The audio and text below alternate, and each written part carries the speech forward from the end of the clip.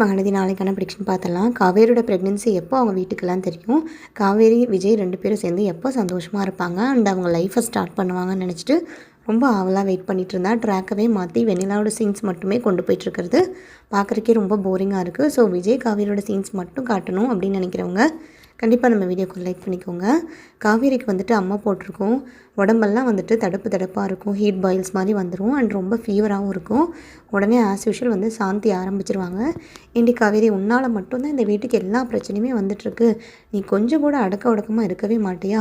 ஒன்று ஊர் வம்பு இழுத்துட்டு வந்து ஒரே பிரச்சனையாக இருக்குது வீட்டுக்குள்ளே, கத்திக்கிட்டும் கதறிக்கிட்டும் இருக்கும், அல்லது வந்துட்டு இந்த மாதிரி மயக்கம் போட்டு விழுகிற, வாந்தி எடுக்கிற, இப்போ வந்துட்டு பத்தாத குறைக்கு காய்ச்சல் எடுத்துகிட்டு வந்துட்டேன். இப்படி வெயிலில் சுற்றி அம்மையும் வேறு போட்டிருக்கு. அம்மை போடுறதுக்கான முதல் காரணமே வந்துட்டு சூட்டுனால தான். உடம்பு சூடாச்சுன்னா மட்டும்தான் அம்மையெல்லாம் போடும். வெயிலில் போய்கிட்டே இருந்தேன்ல, அங்கே போகிறேன் இங்கே போகிறேன், அப்பளக்கடை ஆரம்பிக்க போகிறேன், ஹாலுக்கு போகிறேன், அதுக்கு போகிறேன் இதுக்கு போகிறேன்னு சொல்லி இப்படி வம்பிழுத்துட்டு வந்துட்டியே. வீட்டில் ஒரு புள்ளத்தாச்சி இருக்கான்ற கொஞ்சமாவது ஒரு பயமும் அக்கறையும் உனக்கு இருந்துச்சா? ஆம்பளை மாதிரி இப்படி போய்கிட்டே இருக்கிறியே, ஏன் நீ யார் சொன்னாலும் கேட்கவே மாட்டேங்கிற அப்படின்ற மாதிரி கேட்க கங்காக்கும் சாரதாக்கும் உடனே கோவம் வந்துடும். என்ன மதனி, நானும் பார்த்துக்கிட்டே இருக்கேன், நீங்கள் ரொம்ப ஓவராக தான் பேசிக்கிட்டு இருக்கீங்க, அவளுக்கு அம்மை போட்டதுக்கு யார் என்ன பண்ண முடியும்? உடனே ரொம்ப தான் அவளை திட்டிக்கிட்டு இருக்கீங்க. அவள் ஆம்பளை மாதிரி வெளியில் போய் வெயிலில் சுற்றி தான் இப்படியெல்லாம் வந்துடுச்சுன்னு. அதுக்கு யாருக்கு வேணுனாலும் எப்போ வேணுனாலும் வரும். அந்த ஆத்தா வந்து யார் உடம்புல ஆசையாக இறங்கணும்னு நினைக்கிறாலும் இறங்குவா. இதில் இவன் மேலே எந்த தப்பு குறையும்லாம் கிடையாது. ஆத்தாவுக்கு ரொம்ப பிடிச்சிருக்க இடத்துல தான், பிடிச்சவங்க மேலே தான் வந்துட்டு ஆத்தா வருவானே சொல்லுவாங்க அப்படின்ற மாதிரி சாரதா சொல்ல, ஆமாம் இவ ரொம்ப வந்துட்டு தெரிஞ்ச விளையாட்டு எல்லாம் பேசுவா. என்ன நாகரிகம் வளர்ந்துருச்சு, எல்லாம் சென்னை பக்கம் வந்துட்டீங்க, கொஞ்சமாவது புத்தி வந்திருக்குன்னு நினச்சா இன்னும் அறிவில்லாமல் தான் இருக்கியா சாரதா? எந்த காலத்தில் நீ இருக்க? இப்போ வந்துட்டு சூடுனால தான் வந்துட்டு அதிகமாக அம்மை நோய் பரவிட்டு இருக்குது. அடிக்கிற வெயிலுக்கு இப்படி உடம்புல வந்துட்டு சூடாக இருந்துட்டு தண்ணியும் குடிக்காமல் ஒன்றும் குடிக்காமல் இருந்தால் யாருக்குனாலும் அம்மா போட தான் செய்யும். இதவும் தெரியாமல் ஏதேதோ பேசிக்கிட்டு இருக்க. என்ன கங்கா, நீ என்ன சொல்ல போகிற? நீ பேசுவோம், பத்தாவது குறைக்கும் உன் தங்கச்சிக்கு வக்காலத்தை வாங்கிட்டு நீ என்ன சொல்ல போகிற சொல்லு அப்படின்ற மாதிரி கேட்க, உடனே என்னத்தை நீங்கள் இப்படிலாம் பேசுகிறீங்க? காவேரிக்கு எவ்வளோ கஷ்டமாக இருக்கும், அவள் என்ன வேணும்னா பண்ணிகிட்ருக்கா இதெல்லாம். அவளே பாவம் அம்மா வந்துருச்சுன்ற டயர்டில் இருக்கா, அவள் ஃபேஸை பாருங்கள், அழுகிற மாதிரி ஆயிட்டா. ஏன் இப்படிலாம் பேசி மனசை நோகடிக்கிறீங்க? இப்படிலாம் பேசாதீங்க அப்படின்ற மாதிரி சொல்ல உடனே குமரனுக்கு கோவம் வந்துடும். அம்மா எல்லாத்துக்கும் ஒரு அளவு தாம்மா இருக்குது, நீ ரொம்ப ஓவராக போய்கிட்டு இருக்க. எதுக்குமா காவேரி இப்படி திட்டிக்கிட்டு இருக்க? அவள் பாரு மூஞ்சே வந்துட்டு வாடி போச்சு, பாவம் அவளுக்கே அம்மை போட்டிருக்கு. அம்மை போட்டவங்களுக்கு என்னென்ன பண்ணணுன்றது உனக்கு தெரியாதா? இவ்வளோ பேசுகிற இல்லை, முதல்ல இளநீ வாங்கி குடிக்கணும், பழங்கள் கண்டு வாங்கி கொடுக்கணும். அதை நான் முதல்ல போய் வேப்பந்தலை உடச்சிட்டு வந்துடுறேன்.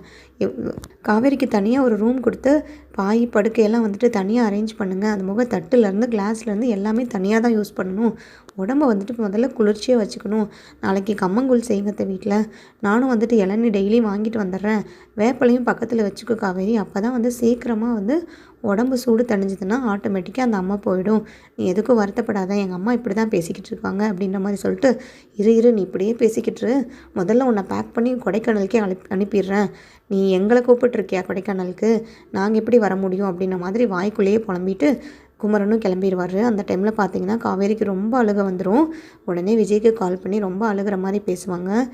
எனக்கு அம்மா போட்டிருக்குங்க, உடம்பு ஃபுல்லாக வந்துட்டு தடுப்பாக இருக்குது, ஹீட் பாயில்ஸ் மாதிரி வந்திருக்கு, காய்ச்சலும் கூடவே இருக்குது, என்னை கவனிச்சுக்க யாருமே இல்லாத மாதிரி ஃபீல் ஆகுது தெரியுமா?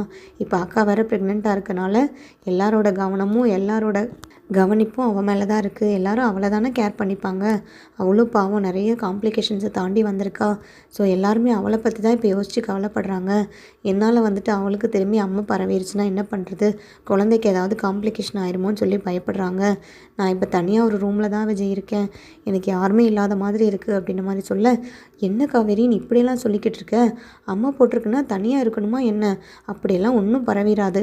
சின்ன வயசில் வந்துட்டு ஏற்கனவே அம்மா வந்திருந்தா அது திருப்பி வரக்கெல்லாம் வாய்ப்பே கிடையாது. இது இம்யூனிட்டி வந்துட்டு குறைவாக இருக்கனால கூட இருக்கலாம். நீ தான் ஒழுக்கமாக உன்னை டேக் கேர் பண்ணிக்கிறது இல்லையே, ஹெல்த்தியாக சாப்பிட்றதும் கிடையாது. பாப்பா எப்படி தான் வளருமோ தெரில. கங்காவை எல்லாரும் கவனிக்கிறாங்களே, நீயும் சொல்லலாம்ல காவேரி, நானும் ப்ரெக்னெண்ட்டாக தான் இருக்கேன், என் வயிற்றுலேயும் ஒரு குழந்தை வளர்ந்துட்டுருக்கு, கங்காவுக்கு முன்னாடி ப்ரெக்னென்ட் ஆனது நான் தானு. எல்லாரும் வந்துட்டு உன்னை கவனிக்காமல் இருக்கிறத பார்க்குறக்கு எனக்கே சங்கட்டமாக இருக்குது. நீ எவ்வளோ ஃபீல் பண்ணுவ?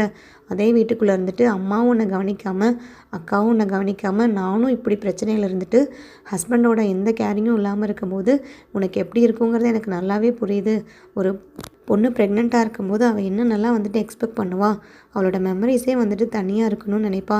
எல்லாமே எனக்கு புரியுது காவேரி, தயவு செய்து என்னை மன்னிச்சிரு. நான் இந்த மாதிரி எல்லா தப்புக்கும் நான் தான் காரணம். உன்னை சந்தோஷமாக பார்த்துக்க கூட முடியாத நிலமையில இருக்கேன். என் குழந்த பக்கத்துலேயே இருக்க முடியாத நிலமையில இருக்கேன். இது எல்லாத்துக்கும் நான் என்ன தான் பாவம் பண்ணணும் தெரியல. எனக்கு மட்டும் ஒரு விடிவு காலமே வரமாட்டேங்குது. ஒரு நாள் நான் சந்தோஷமாக இருந்தேன்னா போதும், 1 மாதம் அழுக வேண்டியதாக இருக்குது. என்ன காவேரி இதெல்லாம் அப்படின்ன மாதிரி ரொம்ப ஃபீல் பண்ணேன். ஏங்க நீங்கள் இவ்வளோ தூரம் ஃபீல் பண்ணுறீங்க? அப்படிலாம் ஒன்றும் கிடையாது. நீங்கள் ரொம்ப கில்ட்டியாலாம் ஃபீல் பண்ணாதீங்க. நான் ஹாப்பியாக தான் இருக்கேன். நான் ஏன் சொல்ல வந்தேன்னா, எனக்குமே பாப்பா இப்படி இருக்கனால அவளுக்கு ஏதாவது காம்ப்ளிகேஷன் ஆயிடுமோன்ற பயத்தினால தான் நான் இப்படி பேசிட்டேன். சாரி விஜய், உங்களை ஹர்ட் பண்ணியிருந்தா. இதெல்லாம் சொல்லியிருக்கக்கூடாது உங்ககிட்ட. இருந்தாலும் என்னோடய எமோஷனை என்னாலேயே கண்ட்ரோல் பண்ண முடியல.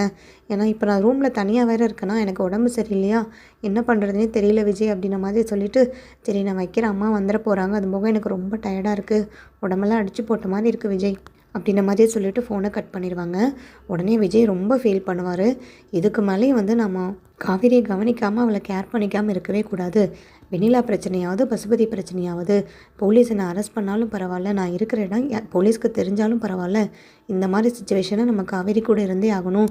கண்டிப்பாக காவேரி பக்கத்தில் எல்லோரும் வரக்கே தயங்குவாங்க. ஏன்னா அவங்க வந்து அவங்க மூலிமா ஸ்ப்ரெட் ஆகி கங்காவுக்கு போகுங்கிறதுக்காக எல்லாருமே கொஞ்சம் டிஸ்டன்ஸாக மெயின்டைன் பண்ணுவாங்க காவேரி கிட்ட. நம்ம காவேரி பக்கத்துலேயே இருப்போம், பக்கத்துலேயே இருந்து கவனிச்சுப்போம். அவளுக்கு யார் இருக்கா, அவள் வந்துட்டு இந்த மாதிரிலாம் ஃபீல் பண்ண விடவே கூடாது. இந்த மாதிரி டைமில் கூட காவேரி பக்கத்தில் இல்லைன்னா கண்டிப்பாக நல்லா இருக்காது. இதை விட ஒஸ்ட்டான ஒரு சுச்சுவேஷன் எனக்கு அமையவே கூடாது அப்படின்ற மாதிரி நினச்சிட்டு, இப்போவே நான் காவேரி வீட்டுக்கு கிளம்புறேன், என்ன நடக்குதுன்னு பார்த்துடலாம் அப்படின்ற மாதிரி சொல்லி பிளான் பண்ணிட்டு காவேரி கிட்டே ரூமை போய் நாக் பண்ணுறாரு. கரெக்டாக வந்துட்டு கேஷுவலாக காவேரி திறப்பாங்க அவங்க அம்மான்னு நினச்சிட்டு. பார்த்தா வந்துட்டு விஜய் இருப்பாரோ, ஐயோ என்னங்க இங்கே பண்ணுறீங்க, அம்மா பார்த்தா அவ்வளோதான், ஐயோ அத்தை வேறு இருக்காங்க, அக்காவுக்கு மட்டும் தெரிஞ்சதுன்னு அவ்வளோதான், முதல்ல போங்க விஜய் போங்க அப்படின்ற மாதிரி துரத்த, வாயை மூடு காவேரி, முதல்ல நீ கத்துறதை நிறுத்து, முதல்ல ரூமை ஓப்பன் பண்ணு, நான் உள்ளே வரணும் அப்படின்ற மாதிரி சொல்லிட்டு உள்ளே வந்துடுவார். என்னங்க பண்ணுறீங்க, இங்கே எதுக்கு வந்தீங்க, யாராவது பார்த்தா பிரச்சனையாயிரு போகுது, அது போக போலீஸ் வேறு உங்களை இப்போ தேடிட்டுருக்காங்க, மாட்டிக்கிட்டிங்கன்னா பெரிய பிரச்சனையாயிரும் விஜய். இந்த பிரச்சனைக்கு ஒரு சொல்யூஷனே கிடைக்காம, எந்த ஒரு சஸ்பெக்டும் கிடைக்காம நீங்கள் இப்படி பண்ணுறது சுத்தமாக சரியில்லை, எனக்கு பயமாக இருக்குது அப்படின்ற மாதிரி சொல்ல, போ காவேரி, என்ன நடந்தாலும் பரவாயில்ல, போலீஸ் என்னை அரெஸ்ட் பண்ணாலும் பரவாயில்ல, நான் ஜெயிலுக்கே போனாலும் பரவாயில்ல, இந்த மாதிரி சுச்சுவேஷனில் நான் உன் கூட இல்லைன்னா எனக்கு எவ்வளோ வருத்தமாக இருக்கும். நீ இப்படி தனியாக படுத்துட்ருக்க, எனக்கு எவ்வளோ கஷ்டமாக இருக்கும் தெரியுமா. அதெல்லாம் ஒன்றும் இல்லை விஜய், அம்மா இப்போ வந்துடுவாங்க, அக்காங்க வெளியே தனியாக இருக்கான்னு சொல்லிட்டு தான் அக்கா கூட இருக்காங்க, நைட்டு தூங்கும்போது அம்மா கண்டிப்பாக என் கூட தான் வந்து படுப்பாங்க அப்படின்ற மாதிரி சொல்ல, அதெல்லாம் ஒன்றும் வேண்டாம், அம்மாலாம் உன் பக்கத்தில் படுக்க வேண்டாம், நானே படுத்துக்கிறேன், இனிமேல் உனக்கு அம்மா ஃபுல்லாக கம்ப்ளீட்டாகி ரெடியூஸ் ஆகிற வரைக்கும் நான் உன் கூட தான் இருப்பேன், என்ன நடந்தாலும் பார்த்துக்கலாம் அப்படின்ற மாதிரி சொல்ல, நீங்கள் ஒன்று முடிவெடுத்துட்டிங்கன்னா கண்டிப்பாக உங்களை மாற்றிக்கவே மாட்டீங்க, நான் ஏதாவது சமாளிக்கிற அம்மா கிட்ட சொல்லி அப்படின்ற மாதிரி அவங்களும் சமாளிச்சுட்டு வந்துடுவாங்க. அம்மா நான் தனியாகவே தூங்கிக்கிறேன்னு, அதுவும் கரெக்டு தான், நீ தனியாகவே இருந்து கூடி, அப்போ தான் உனக்கும் சேஃபு, மற்றவங்களுக்கும் ஸ்ப்ரெட் ஆகாதுன்னு சொல்லி அவங்களும் ஒத்துக்குவாங்க. கரெக்டாக வந்துட்டு காலையில் விடிஞ்சதுமே வந்து காவேரியோட அம்மா சாரதா வந்துட்டு கதவை தட்டுவாங்க. கதவை தட்டினதுமே விஜய் இருக்கிறதையுமே மறந்துட்டு காவேரி கேஷுவலாக போய் கதவை வந்து ஓப்பன் பண்ணிடுவாங்க. அந்த டைமில் பார்த்தீங்கன்னா கதவுக்கு பின்னாடி போய் விஜய் ஒளிஞ்சுக்குவார். அடி பாவி, கொஞ்சம் கூட ஞாபகமே இல்லையாடி, உன் புருஷன் உன் பக்கத்தில் படுத்திருக்கேங்கிறது, கேஷுவலாக போய் கதவை திறக்கிற, எப்படியாவது சமாளித்து உங்கள் அம்மாவை அனுப்பிடு அப்படின்ற மாதிரி சொல்ல, உடனே அவங்க அம்மா வந்து அவங்க அம்மா முன்னாடி பதட்டப்படுற மாதிரியே இருப்பாங்க. ஏன்டி இவ்வளோ பதட்டமாக இருக்க, உன் மூஞ்சியில் ஒரு மாதிரி வித்தியாசமாக இருக்கியே, ஏன் இப்படி திருட்டுத்தனமாக முழிஞ்சிட்ருக்கேன் மேலே எங்கேயும், என்னதான் ஆச்சு காவேரி, எல்லாம் ஓகே தானே அப்படின்ற மாதிரி கேட்க, பரவாயில்லம்மா இதெல்லாம் இப்போ குறைஞ்சிட்டு வருது, காய்ச்சலும் சரியாயிடுச்சு அப்படின்ற மாதிரி சொல்லிவிட்டு வயிற்றை அப்படியே தடவுவாங்க.